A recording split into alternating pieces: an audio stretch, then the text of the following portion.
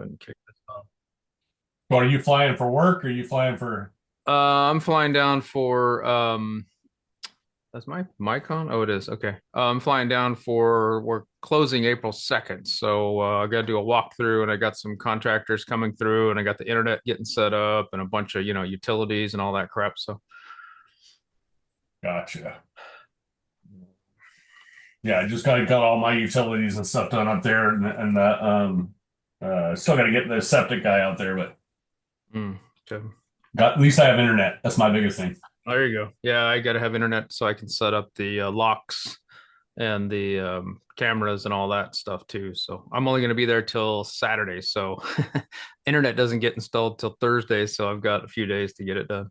Well, me and my guys are staying up there when we're getting doing the work. Yeah, I'll be there for like 3 or 4 days. Hopefully that's enough time to get everything rolling. But so hey, for the folks that joined, I can only do an hour today. I apologize, but it looks like we're probably going to be pretty light anyway. So let's just jump right into it. What topics do people have they want to talk about or discuss? Did you already push record? Oh, you did. Okay. Yeah, I did. Let's see. Let me close this window. Yeah. So I know that in the Skool community, there's quite a few people that have bought properties here recently. So that's cool. Angela Yeah, bought Jared, one. Yeah, this go ahead. oh go ahead. Go ahead. Oh yeah, Jared, this Lars, we're under contract right now for a property in Pittsburgh. Nice. So a duplex. Yeah. Um yeah, so that's and and I put that offer on the same day that I had a final round interview for a job that I got. Nice. So Congrats, man. yeah. So waiting for the background check. Nice. Uh-oh, you're Yeah. screwed. I'm just kidding. Yeah, I don't yeah, I did not click the contact my current employer button because I was like, but I put the 800 HR number on there. So I don't know. I was like, you know, so I don't know. I'm sure they'll call the 800 HR number or something. I don't know. There's a bunch of boxes to click, but yeah, I'm just really say wait for the background check come by and then, you know, move on to the next chapter of my professional life. Congrats, So man.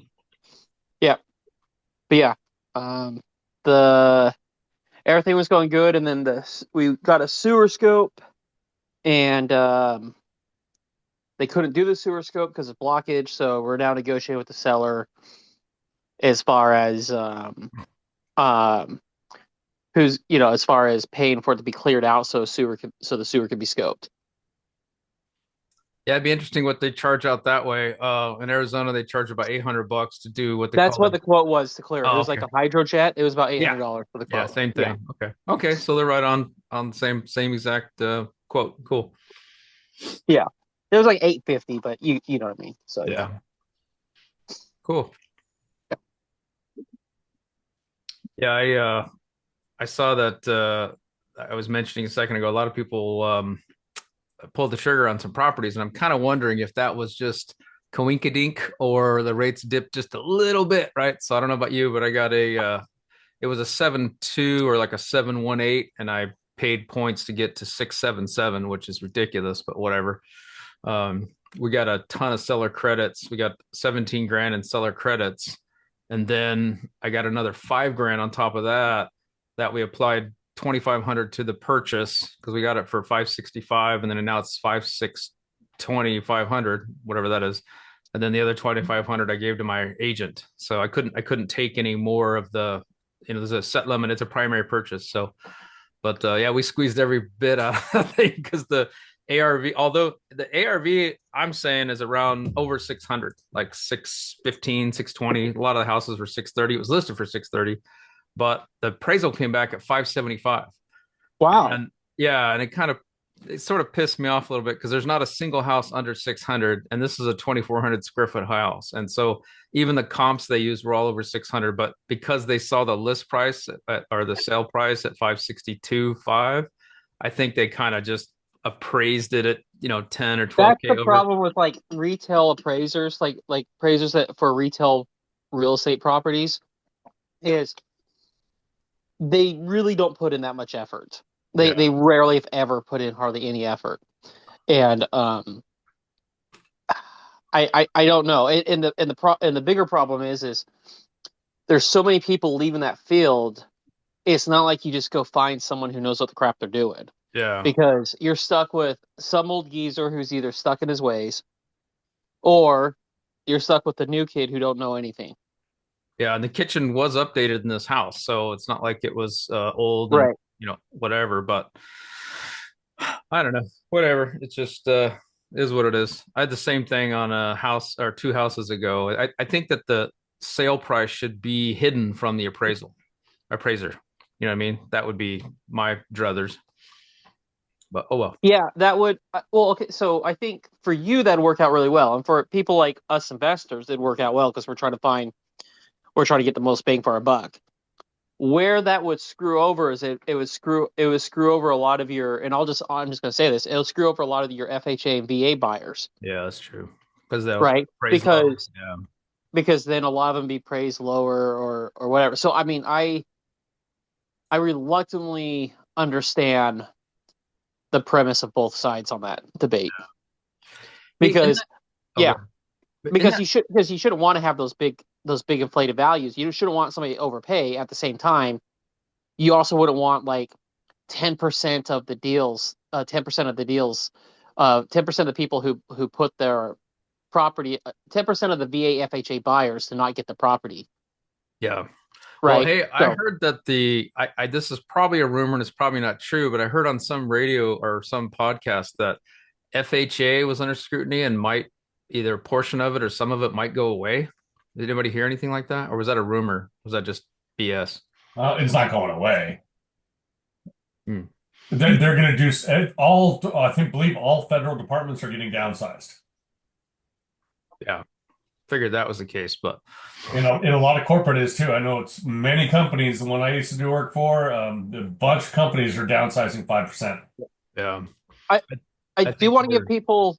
Oh, so I just want to kind of throw this in there. I do want to give people understand that we still haven't seen the result of all these lawsuits. It's one thing to come out and say you're firing however many people, right, from the federal government, but we haven't seen the result of the lawsuits that have been filed. And the news is just reporting, hey, 20,000 people were laid off in the government. What they're not reporting, or they're reporting it, but like, in the middle of the paragraph of the article or whatever, oh, there's a lawsuit filed by this union or that union. So I'm just saying this is going to take time, and it isn't corporate where you just lay somebody off and that's that. Government, you try laying off this many people, you're going to end up with lawsuits and you have to wait for those to finish. In the meantime, And they're being furloughed or whatever. So I'm just it, saying, like, we don't know what the results of all that's going to be. yeah, in that lies the problem. So the way, if you just like close a department, then you can fire everyone in there. That's the easiest way to do it.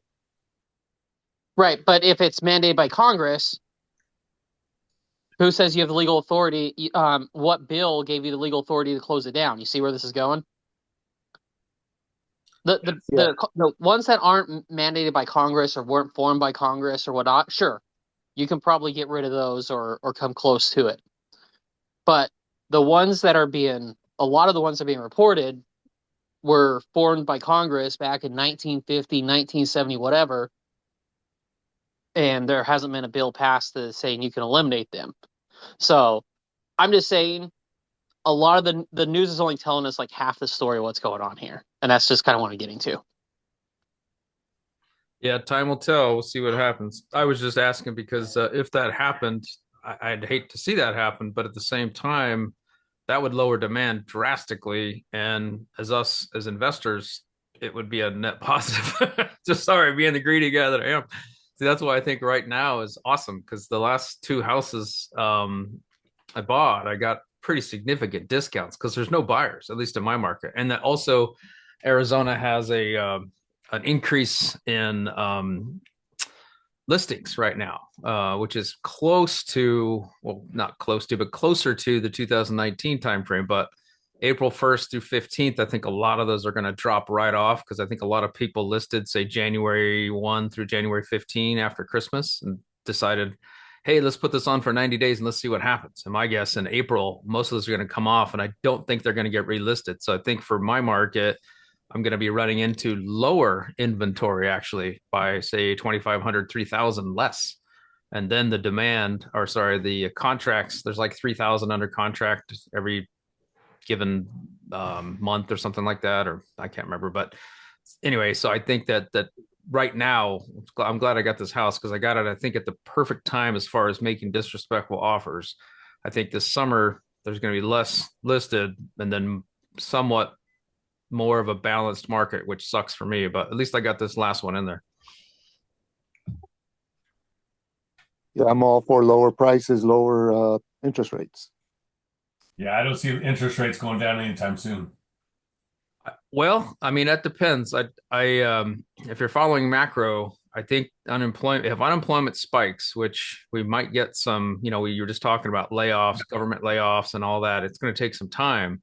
But in the next quarter or two, I think it's possible that we do see rates. Yeah, not till at least fourth quarter though. Yeah, Well, yeah. Yeah. what rates though? Because the yield curve is still kind of inverted somewhat. The front end is like, I think like the Fed's funds rate is like the same rate as the US 10-year. So even if they drop the Fed funds rate, it's not like we're going to go back. If there's no guarantee that long end will drop, but the short end might. And if the short end drops, that'd actually be good because then we'd be back to a more balanced yield curve. Yeah. I think the 10-year, because of the uncertainty and a lot of stuff right now, I think more people or investors, banks, repo markets are piling in. And I think that'll drive the yield down. The only problem is foreign investors, some of them are pulling out.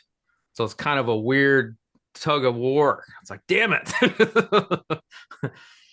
And they're not really pulling out for the only reason they're pulling out is the M2 money supply, right? They don't have the dollar liquidity they need. So what are they doing?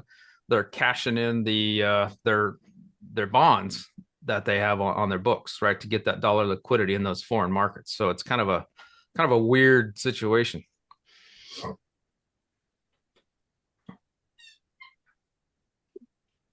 Anyway, we're getting off into the weeds here.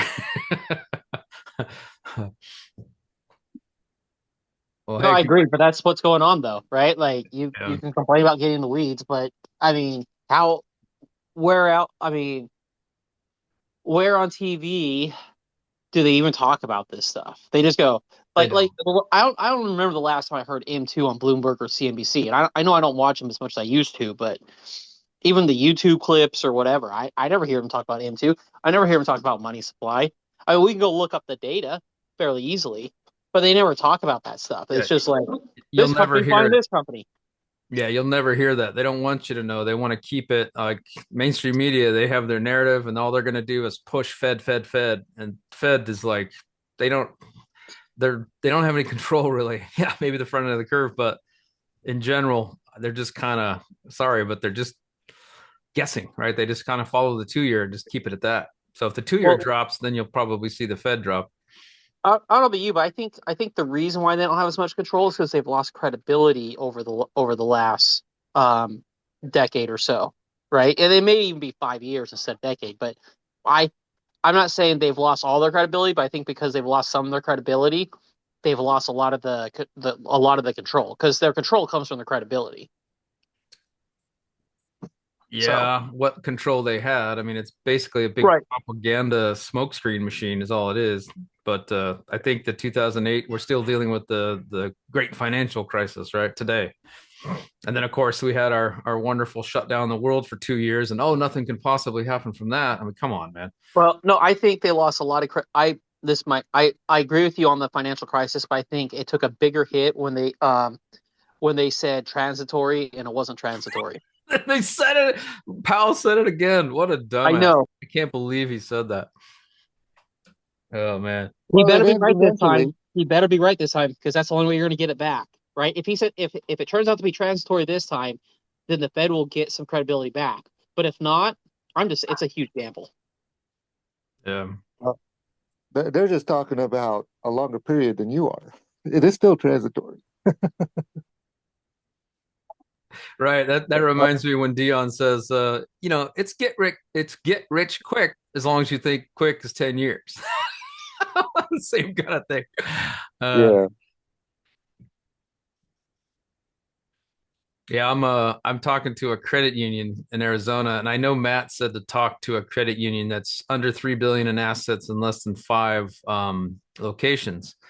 But I can't seem to find any of those that are down far enough. Except for I did find, of course, the Mountain America Credit Union, but they're big and they're multiple states, so it's not just Arizona. But I did find one, I forget the name, but they only have 175 million in assets and three locations in Arizona, so it's pretty damn small. But I'm going to talk to him anyway and see if I can't, develop a relationship with them, and then if I can, maybe refi one or all if I can. I don't know if they'd do that, but if I can get one and get a year of relationship with the credit union, then I'd like to refi all these suckers with them and have them all carry the notes. It seems to be kind of a cheat code that a lot of the big boys are using, right? Like Matt and some of the others are working with local banks or even medium-sized banks, but they have such a big portfolio. It's worth it. Even just you guys saw Justin Justin on Dion's channel the other day talking about how he's downsizing. Yeah, yeah. He's kind of doing the Frank, or he did the Frank thing where he just blew up and went in all these different areas and everything. And to me, that's just crazy because that's a lot to deal with. I'm just trying to focus on one area and one strategy, even. But everybody's different, so.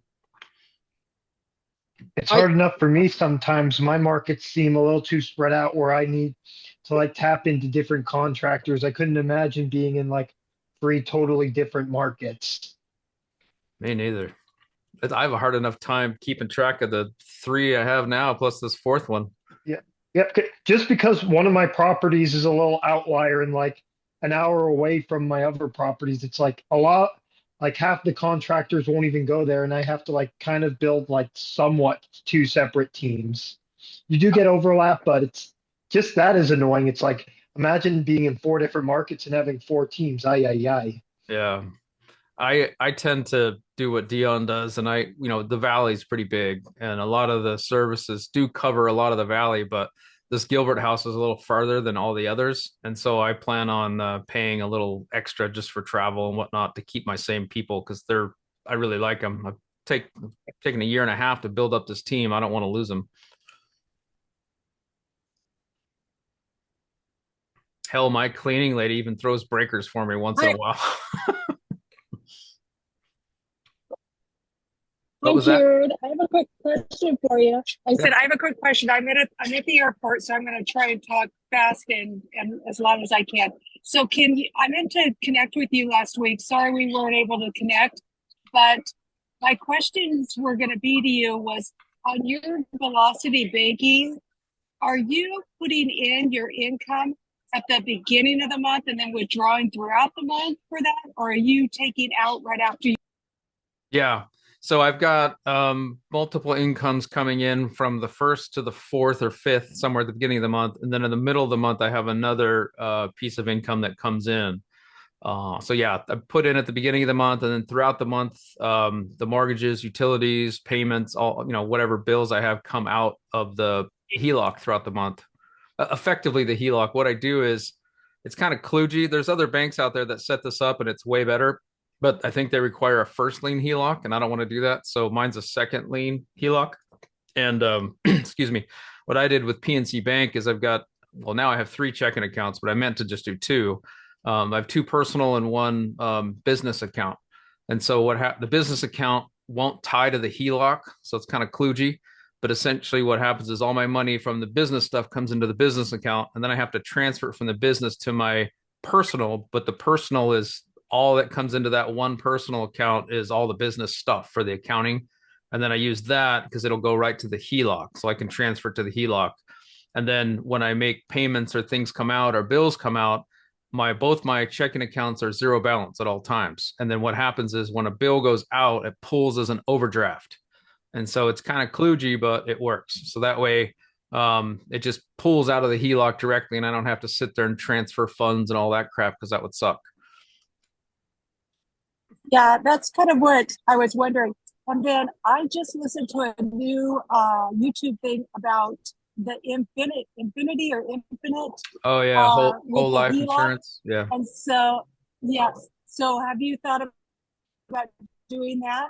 I have, but I would want to go Have you with thought of well, there's a good case for doing both, right? Doing the infinity banking with the velocity banking, but for me, I haven't looked into if the wholesale life, like I'd have to go with like the biggest one because if it went under, I don't know if they're FDIC insured or if they're actually a bank or any of that stuff. So I don't know.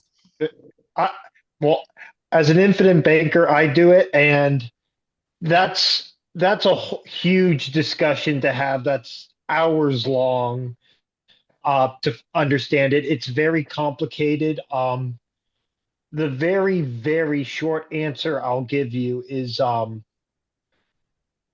if you're not entirely set or well, first of all, the younger you are, the better it works out. And second, I would be like completely all set in everything else. Like any other debts or anything, like you really want to be riding free to do this. Hmm.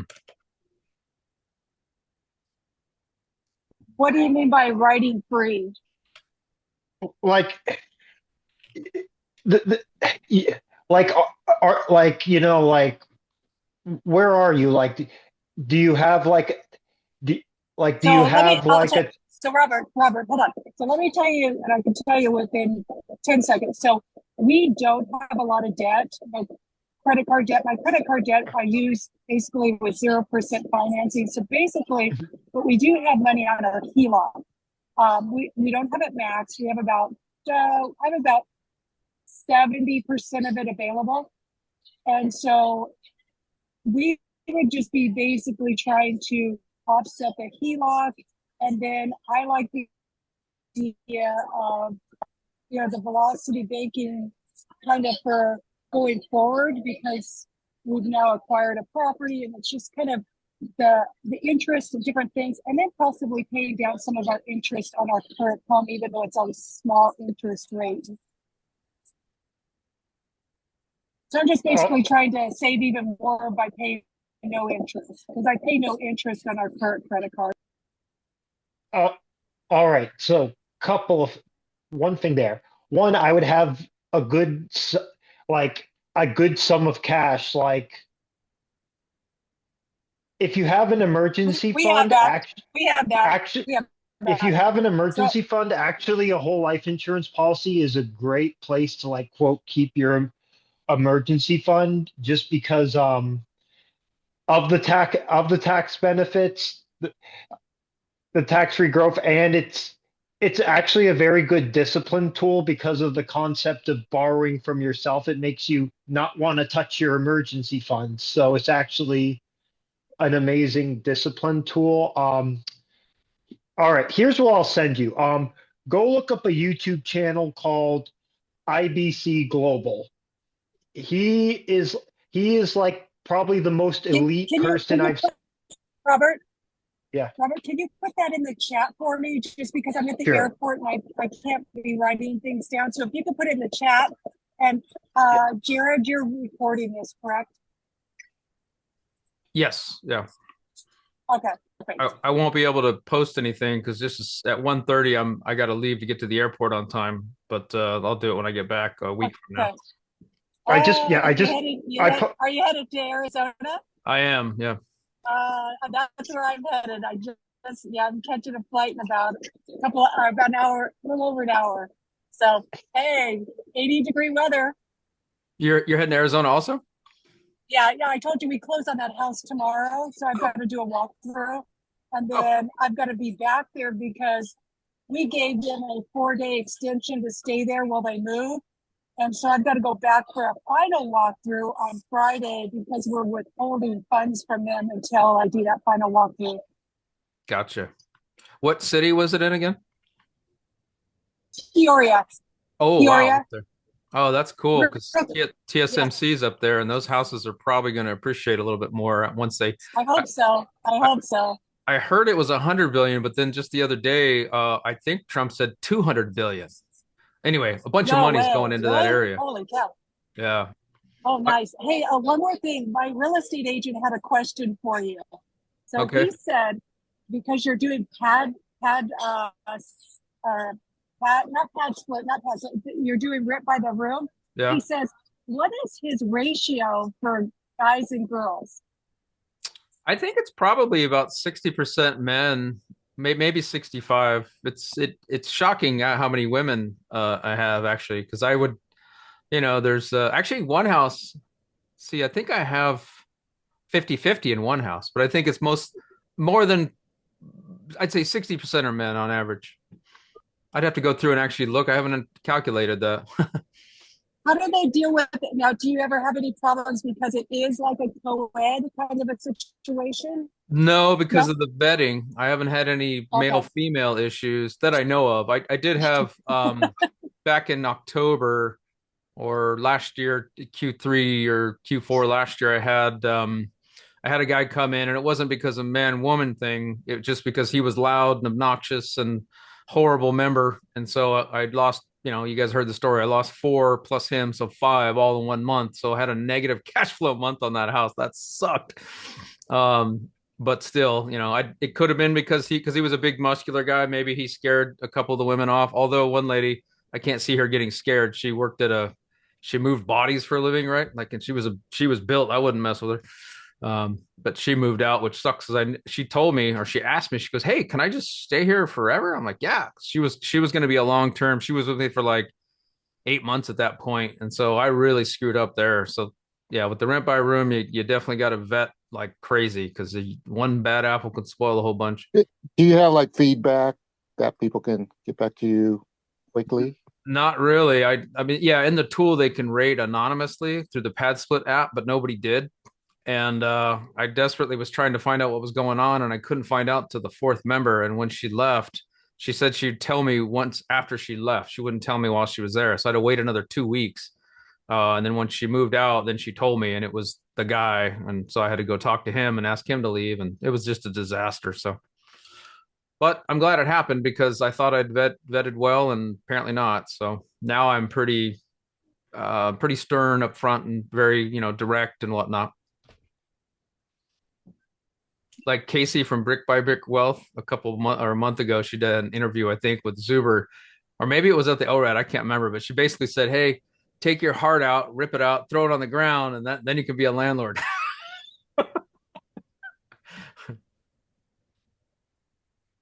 Hey, Brandon, how's it going, man? I think of the principle hire slow, fire fast. It's the same thing with renters. You've got to screen them, especially on your situation with pad split or those rent by the room, because Yeah, that's what that guy did. He killed you. yeah, it was bad, and it was 100% my fault. Uh, Screwed that up. But hey, you learn from it and you know how to do it next time. Yeah. Well, I thought I was doing it well, and it Well, went in well, phases. It was the first phase. I didn't do anything. I wanted to see what Pad Split did, and that was a disaster. Don't do that. And then I kicked it up a notch, and it was a little bit better. And then I kicked it up another notch, and I thought I was good. And then I found out, nope, I wasn't. So now it's a higher notch. I'm hoping there's not another level because that would suck. so what would you have done to make him leave quicker? Well, I didn't know it was him. I mean, I suspected, but I don't know. I tried everything. I was talking to the members that were moving out, saying, "Hey, what's going on?" They wouldn't tell me, and I suspected, but I didn't want to be. I don't know. Maybe I'd talk to him. Well, that would have set him off. But yeah, I shouldn't have let him in the first place. Basically, get it at the root. Don't let that happen. And I look back on it. I know why I did it because it was the very last. I had all 3 houses pretty much full except for one room, and he was the last one, so I was 100% with him. And so that was in my head, like, oh, I'm 100% on all 3 houses, and What that were was a the red mistake. flags? What's that? What were the red flags? Oh, I'm not gonna say his name, but he said his name's like, "You won't get any problems out of blah blah blah." His name, right? And he's like, "Oh yeah, I'm a model this, model that," and he was just laying it on thicker and shit. And I was like, I don't know, maybe it's okay. And I was like, idiot. Those were, I mean, it was a little too over the top. And then the first week, he got in a big argument with the post office, right? I guess he was, so, there's different rooms in the house, and he wanted the mail delivered to the address number 2 because he was in room 2. And the post office is like, look, man, we don't do that. And he went back and forth. And so a week later, he called me and he was bitching about, I can't get my mail and all this stuff. So I called the post office, even though in my description I put this in there. You have to get a PO box, right? If you have issues, you can't get mail, get a PO box, right? I don't want to deal with that. So, so I was trying to help him out. So I called the post office and they knew exactly who this guy was. And I'm like, oh crap. So that should have been a red flag too. Oh, well. Oh, we got some chatter here. Oh, okay, gotcha. The whole life. Robert says he'll deep dive into the whole life if you guys want to. Hit him up. So I got a half hour here, guys. What are the hot topics?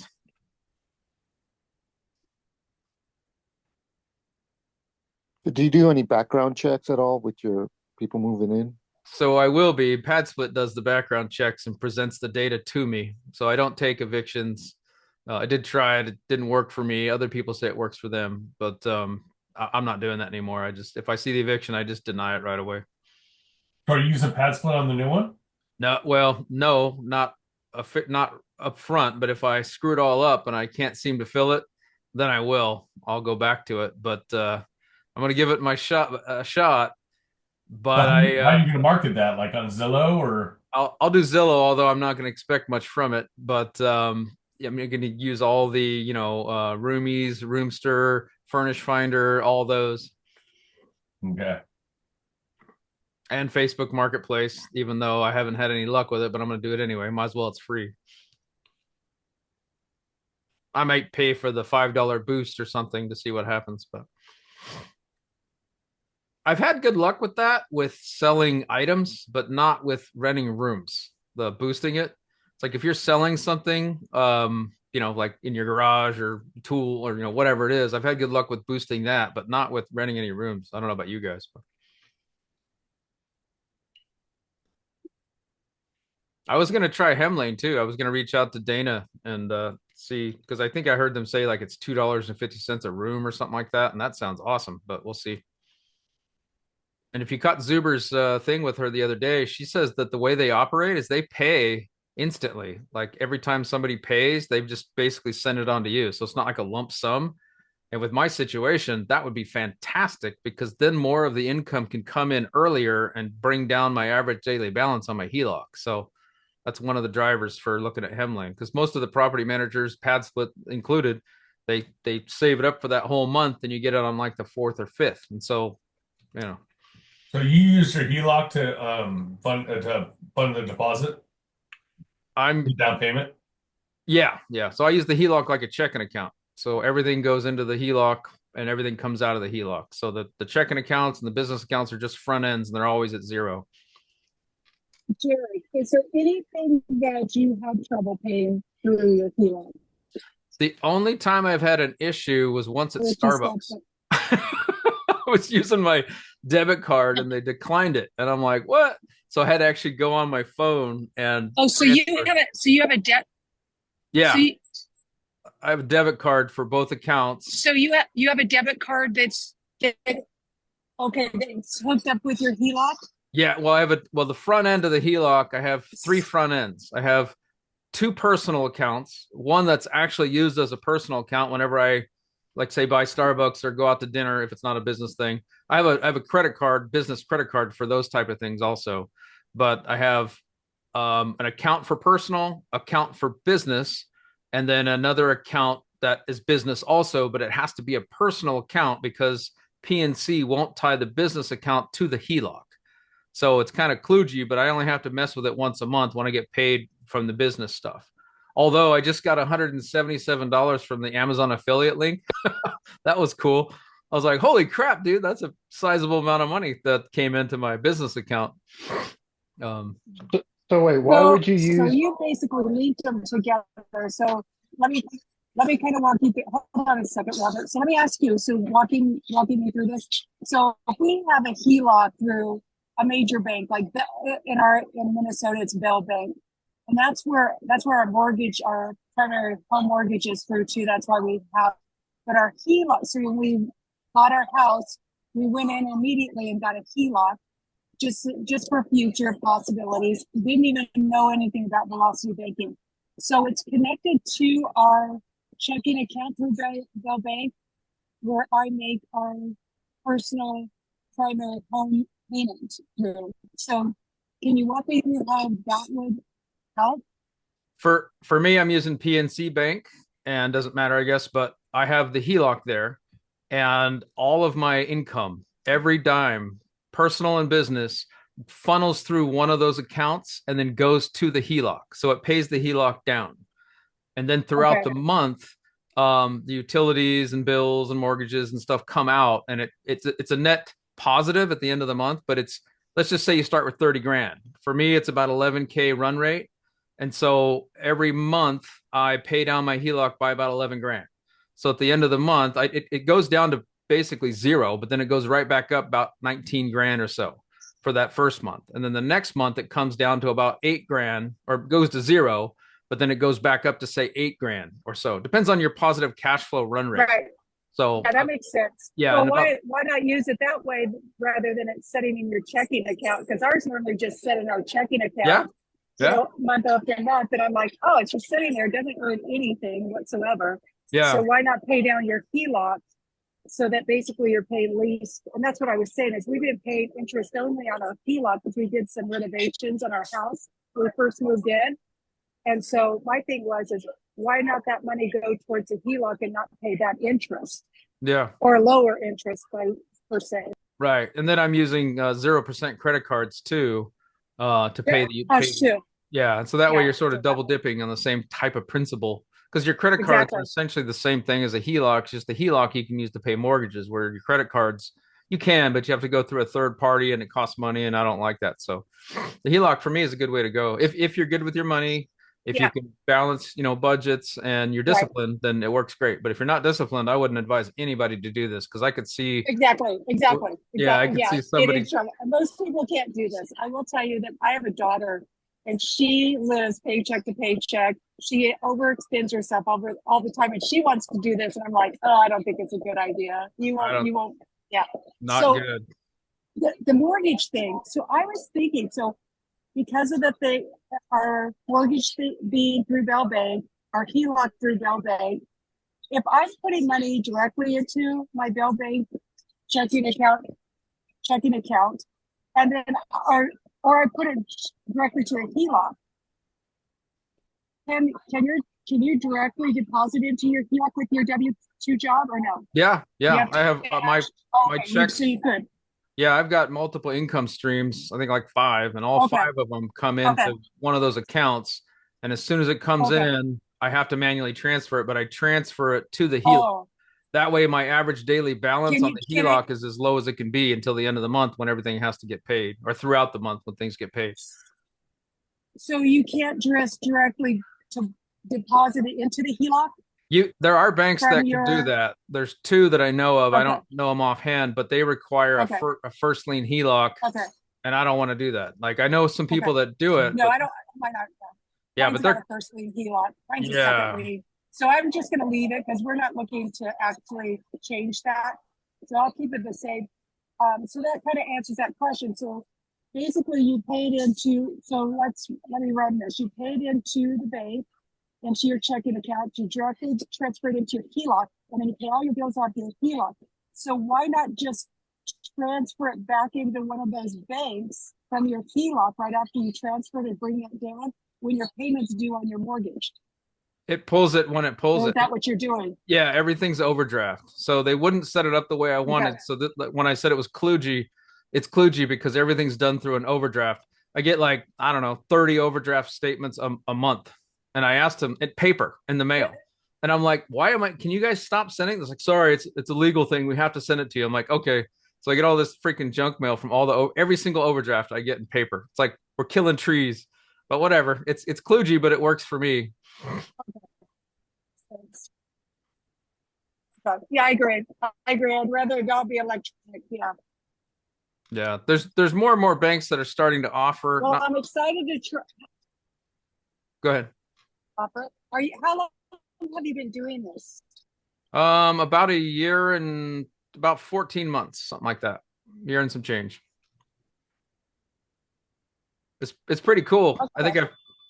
I think I've paid off like, I don't know, 90 grand in that year and some change.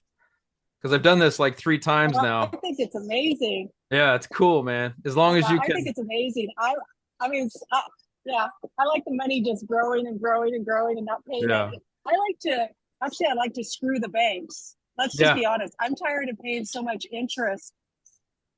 Yep. The hidden benefit is you're not actually making a payment, right? When you're putting all your income into the HELOC, it satisfies that payment. So really all you're paying is the interest. Exactly. Yeah. Yeah, and before I went back to Intel in August, I didn't have a job. I just had the income that I had. And so it was only like a positive run rate of, I don't know, $1,200 or something like that. After all our personal expenses. So it wasn't that much. And we were still doing it, but we did it with 10 grand instead of 30. And then I got a job temporarily for a month, and my positive run rate, I think, was like 4 grand or something like that, or maybe 3 grand. And so then I bumped it up to 20 grand. I think it what 20, 25 grand because I didn't want to be, I wanted to be whatever my payoff, I wanted it to be under 6 months. And then when I went back to Intel, now I can do it in 3 months. So the positive cash flow increased 3 times throughout that, year, let's say. So, which is a good thing. So it depends on I would do the math based on your comfort level. I wouldn't go past a year, especially because the rates, it is variable. So the rates could go north fast, right? And then you're stuck with, like, let's say you put 100 grand on there, then you're stuck, right? I don't want to do that. So I want to be in a situation where I can pay it off in under 6 months. So the most I would go up to would be 60 grand, which, by the way, that's about where I'm going to be. I'll be at zero here in a few days, but then it's going to go back up to 20 grand. And then I'm probably going to have reno of like, say, 20 or 30 grand. So I'll be back up to 50 grand, all So said and you, done. so you, so you basically started it to do velocity banking with zero. Where we're at is I'm doing it to actually pay down the HELOC to $30 in that HELOC that we pay interest only on because it was a renovation on our primary home. And so I just pay the interest only kind of thing. But I was like, but that's the only, so we only have 3 places we pay interest. Our car payment, which is a lease, our primary home, which is 2.5% interest, and that HELOC. I pay no interest. Every credit card I use, I do it for the point systems or the 2% back or the 4% back if I'm using it for food or whatever on the bonuses for these credit cards. And I pay them off every month. Yep. I never carry over. So I'm looking to actually just pay off that HELOC interest because you cannot get out of that lease interest. It's for the duration of the lease of the vehicle.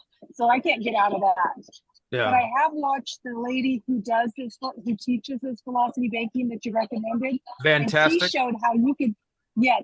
So I noticed how she paid on a $500,000 home mortgage, $10,000 and saved like $70,000. And my husband's like, let's do it. Let's put $10,000 there. Yeah, I'm doing the same thing at 30 grand a pop.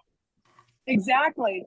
And yes, it is at an interest rate. I think that was at an interest rate of 7.2, and ours is way lower than that. But still, I don't want to pay the bank any interest if I can help it. Well, I'm doing it to a point. Like for me, I'm doing it down to like say 50% loan to value, and then I'm going to stop.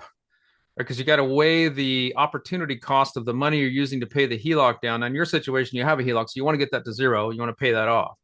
But then if you want to leverage that HELOC again, you got to sit there and weigh the opportunity cost of that income that you would use towards the HELOC versus the income that you could use towards buying another property that will appreciate and potentially give you more cash flow. So that's where I come out. So wouldn't that whole life be a good benefit for that? If you looked at that whole, it could, because you would actually have a cash flow. But it scares me. Okay, it scares you. It scares me a little bit too. If it's a business, if it's a company, now I know there's some that have been around for over 100 years, but we've seen 100-year companies go under before. But if it goes under, what happens? Do I lose my money? I don't know. So I don't know if it's FDIC insured. I haven't looked into it that much, and that's what Robert was talking about. So for me, for now, I'm just sticking with my velocity stuff. I've got too much stuff in my head already.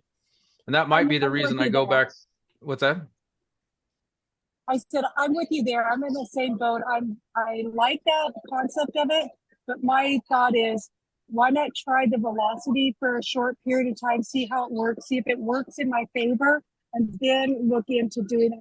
My husband's like, let's do it. I'm like, no, no, no, no, no. I want to do this for a few months. I want to get the hang of it because it is a learning curve to even do this velocity banking. Yeah, a little bit.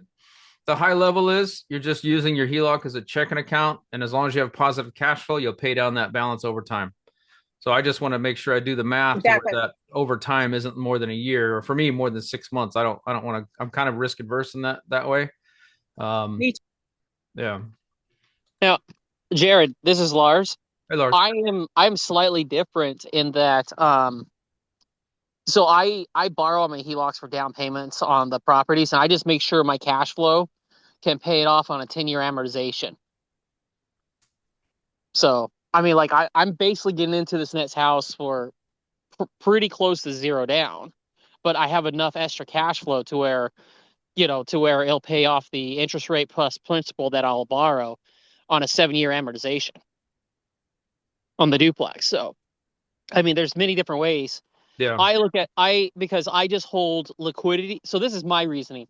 I hold liquidity, like what's in my savings account, way more valuable than the balance on the HELOCs, as long as I know my extra cash flow takes care of it. and the reason for that is I go back to the great financial crisis. I understand that this doesn't happen that often, but the last thing I want to have to do is use a bunch of cash to buy a property and then have the bank, because they get scared of the economy or something like that. And I understand they have to be very drastic for them to do it, but nonetheless, then for them to say, hey, we're not going to allow you to borrow any more on the HELOC. We're terminating it out. We're terminating out all HELOCs for our bank right now because in all the paperwork there is that ability. Yeah. So for me, yeah. So for me, I just want to make sure I can pay off the principal and interest. Excuse me. Principal and interest, on a certain amortization, whether it's 7 year. My limit's 10 years, but nonetheless, that's what I. So let's say the rates go to like 15, you could just pay it off with your cash. Most of it. I mean, now that I'm on my third property, not so much. But what I'm saying is like and maybe this is just advantage of having a decent W-2 job is the extra cash flow I take can pay the cash flow from property. So every month I'm paying not interest only, I'm paying interest and principal. And I'm doing that on a 10-year amortization, right. I'm averaging out, I think, right around an 8-year amortization. And actually this next property, the extra cash flow is going to be good enough to where I'm going to take it all the way down to a 7-year amortization. Cool. Everybody's got different, levels of risk.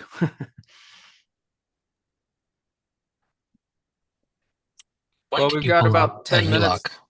Go ahead. I got about 10 minutes left, guys, before I got to go to the airport. So what was that, Kevin?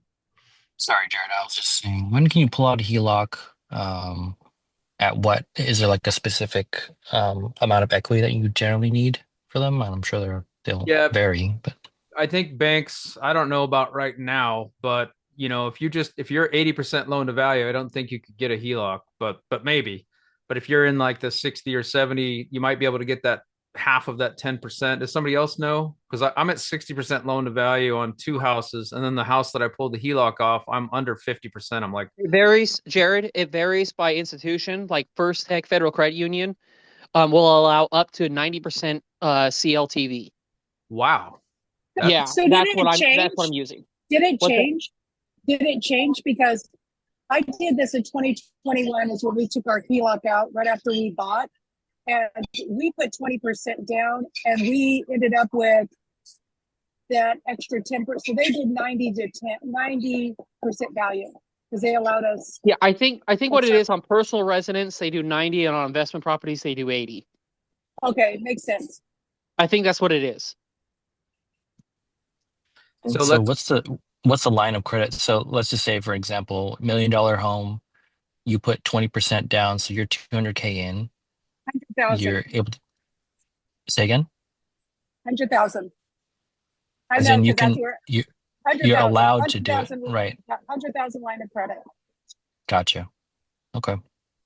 Yeah, I I'm know. sort of in between where like I'm looking to make a purchase, um, but it's going to be, a significant amount down. Once we finish, though, I'm sort of doing like what Brandon's doing, except the ADU route. So essentially, it's going to be a value So add on the back this end. is an investment. This is an Yeah, it's an investment. investment. Okay, so then you're like Lars said, you're going to have to be putting down 30% to get 10% of that, unless they're doing 85. If they're doing 20 to 80 on an investment, then you're going to have 30% equity to get 10% out. Right. So no, I just mean once this is all completed, the ARV is going to be, I'm going to be at like 50% LTV at Then the end you of should it. have then you should have no problem taking out a line of credit. Right. Cool. This is a year and a half down the line though, so it's going to be a long build.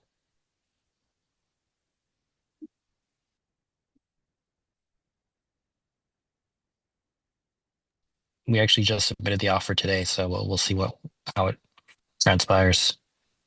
Luck goes well for you. Thanks. Thanks. Yeah, good luck, Kevin. That's cool, man. Yeah, it's our first deal on our own. We had a deal that we're partnering with someone on just to get our feet wet. And so we own, 30% equity in that one. This time we're like, all right, let's just do it on our own. It's a smaller build, just going to be well, one or two ADUs. I'm not quite sure. Yeah, I'm still underwriting it between the two, but it'll be like a 1,200 square foot 3-2. So essentially it'll be a duplex if you think about it that way after the build is complete. So, Detached duplex. Kevin, Yeah.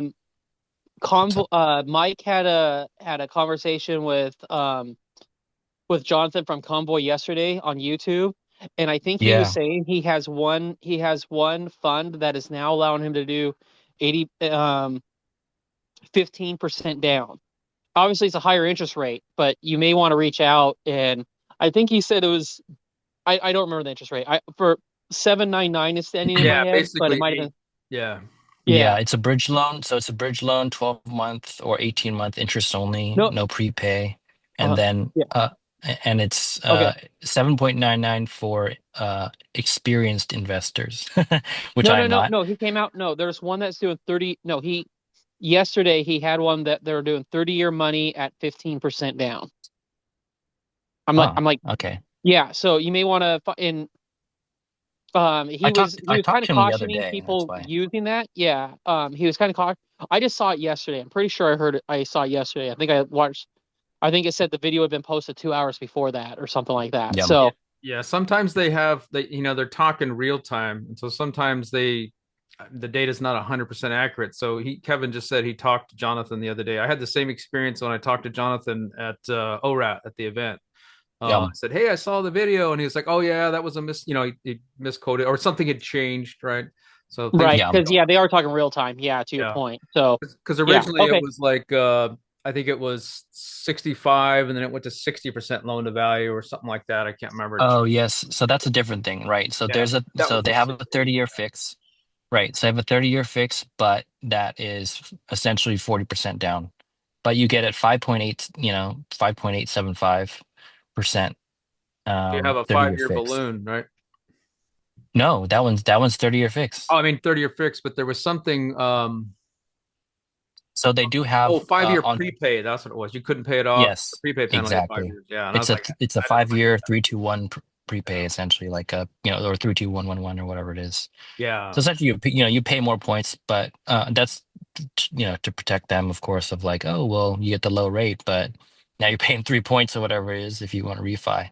yeah. For us, it's like because we're going to do a build, it's likely that we're going to go bridge loan. I don't know, maybe you have some thoughts, Brandon, but we're looking to do, the bridge loan at he was quoting me at I think 8.99%. So it's decent for a non like just starting off doing a build. So essentially at 9%, but it's like a point and a half to point and three quarters. Um, and the problem though is it's essentially two loans that we'd be taking. So it's like we'll take a bridge loan, you know, and we're gonna have 100K in renovations that's included in that, but that's at 85% LTV. And then we have another loan afterwards. Once we get the like primary stabilized, you know, you use 100K, stabilize the primary or make ready, whatever you want to call it, and then we're gonna have to refi into another bridge loan. So it's a bridge to bridge, you know, that also requires another like point. Um, and that's going to be like a much larger renovation cost because that's going to be construction, you know, the ADU construction. So it's going to be like a 400K additional. So it just only starts to add up. It'll be like 12, you know, 12 to 14 months of that. So it's and then there's another refi, you know, to get it stabilized at 30-year money. So that's you're essentially doing 1, 2, 3 points or so, three plus or three at 3 points. You'd be, you know, would be taking loans out. So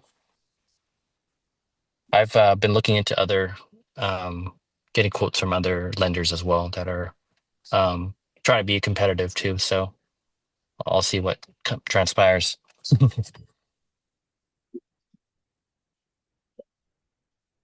So Kevin, is this your first time doing this? I think you said experience. So is this you're partnering with somebody that has experience?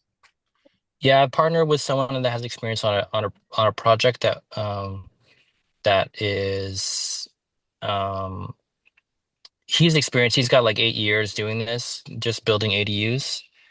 Um, and he's down, you know, we're working operating down in San Diego. And so he's partnering on me on a different deal. So you know, he's a portion of the equity. We're partners actually with three others. It's a little bit of a daunting experience right now with that, just because we like the control. So we've sort of figured out like this is just an experiment.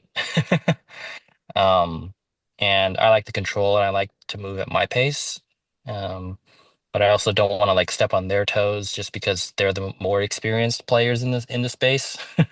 I'm like, let's get the survey right now. Let's get it done. Let's get the architect, you know, going. They're like, yeah, you know, we'll get there when we get there. And I'm like, okay, I know that likely when you know, it's just easier for me to move at my pace down the road Yeah. so that I can get all my ducks in order.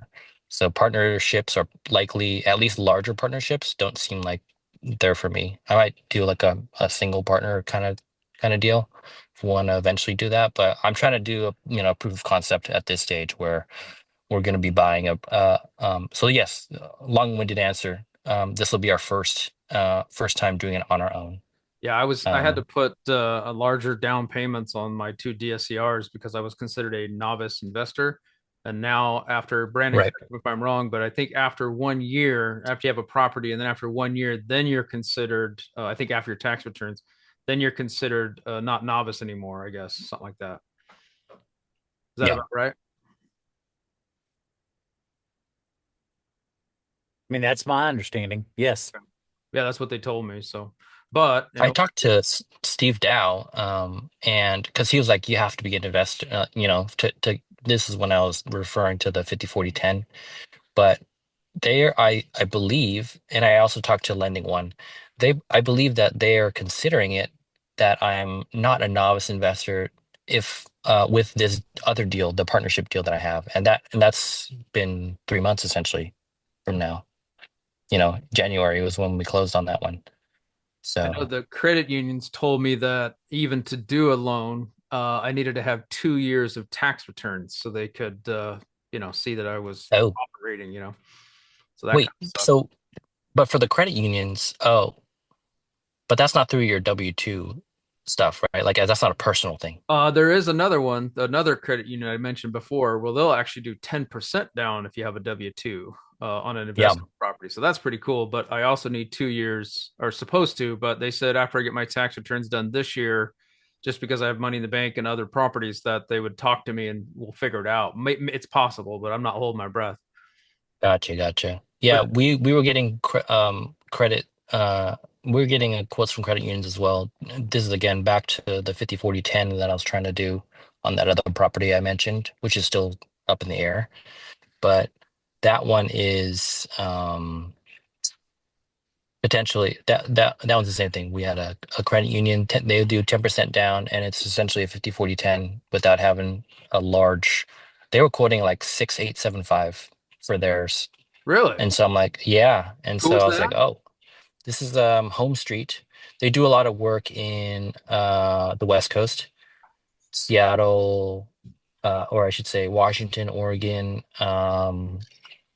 let's see, Hawaii, California. I don't know if they do work in Arizona. I know that's sort of where you play, right?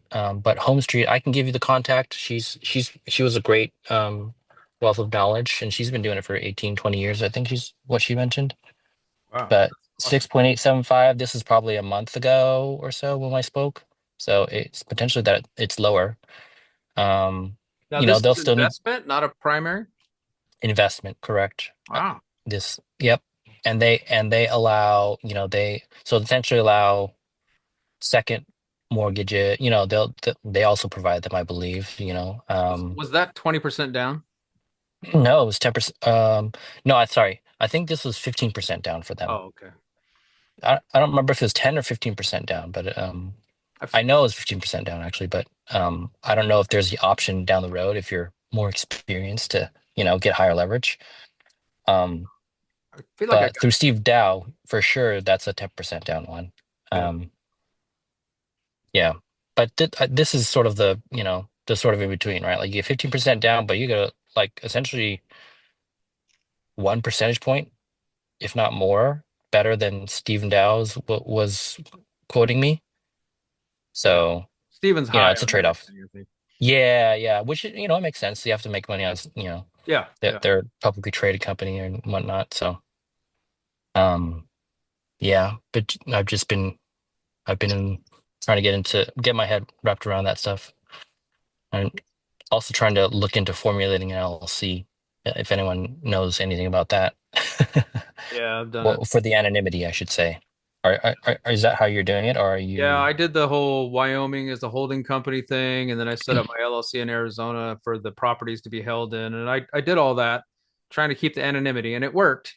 Except on one of the properties I bought, they put me down as a co-borrower, and so I just did a primary loan, and that house showed up on my personal credit.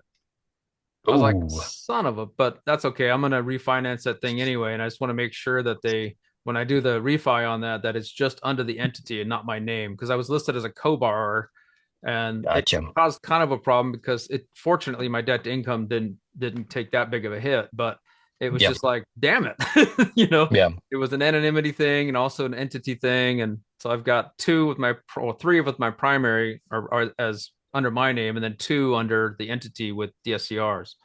So, are you also using a trust in Not yet. between? Not yet. I Okay, want but to you will. refi. Yeah, Yep. that's I got you. soon, I hope. If the rates drop and I can refi and get them all down to where, like Brandon did, where he set it and forget it, I want to get to that point because I'm at Yep. like 765 on one, 7.5 on Yeah. another, 677, which kind of pisses me off. It was a 718 or almost basically 72 as a primary, which I thought was weird. And I have great credit and all that, but it's because I was putting Mm. 5% down. I had to pay Uh, points. Yeah, I had to pay yeah. points to get to 677, which is where everybody else is at as a primary. I'm like, so I don't know. I'll have to look into. I kind of been using the same broker, and I did get a bunch of seller credits, so I kind of feel like they sort of because of that they chunked some out. Kind of. Mm. I don't know. My closing costs were at 13 grand, which is Holy smokes. high. Yeah, usually around 8 or 9, and then they quoted me Yeah. 12, and I'm like, But I just wanted to get it done, so I probably should have shopped around and whatever. I'll Do let you you have a know next transfer time. tax in Arizona? Because that seems low. What's that? Do you have a transfer tax in Arizona? Because that seems low. Low. Yeah, no, it's higher than normal. All of them have been Oh, under 10 and under. This is way higher than any, and, even the but primary I bought. that just seemed low to me. But I guess you must not have like a transfer tax. When property transfers, there's a 1.5% tax split between the buyer and seller. But when you're buying like a $500,000 building, it adds a lot to your closing costs. Yeah. You know what? That's a good point. That's a good point. The other houses were in the 460 and 450 range. This is 100 grand more. So yeah, good point. It's 562 basically.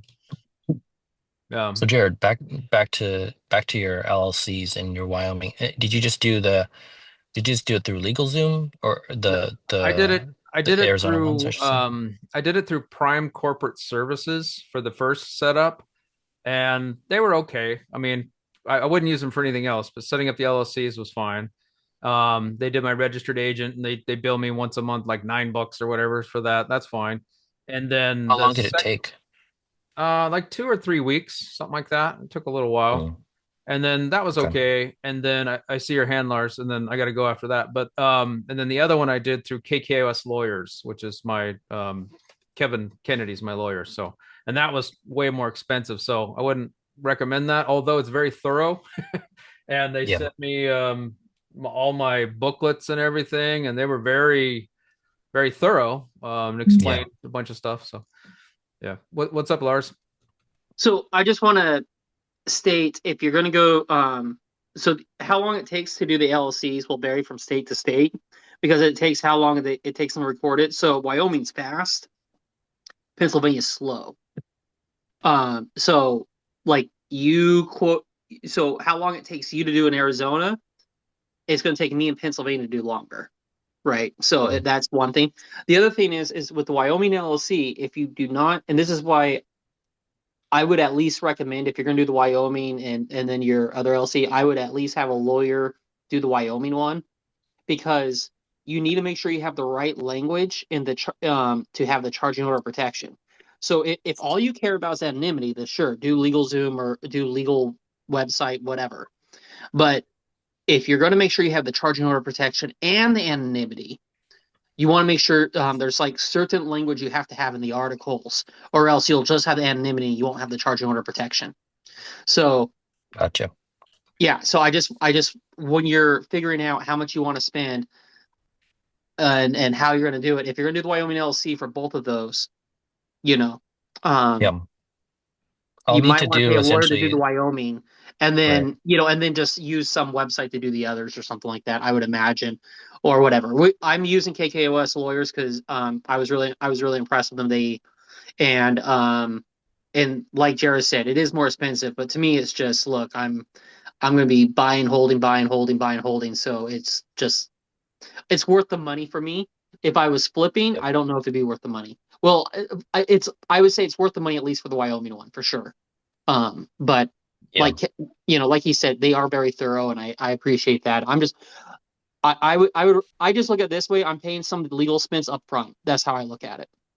Yeah, yeah, for sure. I think we're gonna do the same thing Jared's doing. Like each home is gonna have its own LLC that's gonna go into a trust, or the managing partners of that LLC will be a trust eventually. And then from where that trust is, the beneficiary is gonna be the Wyoming LLC. And so it'll sort of be hidden beneath the trust area just because the trust isn't recorded, right? That's I do believe that's how it works. And then from that, you know, LLC. Yeah, I'm just wondering because I essentially would have if the sellers accept tomorrow, I essentially have 7 days to assign this property to that LLC, the LLC that I have not created yet, and so that's why I'm trying to. Ooh. Yeah, Ooh. so Yeah. it would be. Create it now. If you already know the Yeah, state you're going to play in, that I think that's one lesson learned I would have. I would have for other people is if you already know where you're investing, create the LLC because I didn't realize I thought they were all fast and boy was I found yeah, out that that's not true that they're not all fast. So I honestly I would get on that like today or tomorrow as far as that yep, because it takes the time for it to be recorded with the state. So yeah. Yeah. I'm sorry, guys. I gotta get to the airport. I apologize. This was a real no short one, apologies, but man. Hey, thank yeah. you for having I this. appreciate it. Hey Yeah, guys, this thanks, was pretty Jared. good. Thank you guys. I apologize, Thanks, but I everyone. gotta go close. All right. Sorry for taking everyone's time. No, no, it's great. It's Thanks. good stuff. Good stuff. All right. See you guys. Take it easy. All right, see ya. Goodbye. Take care.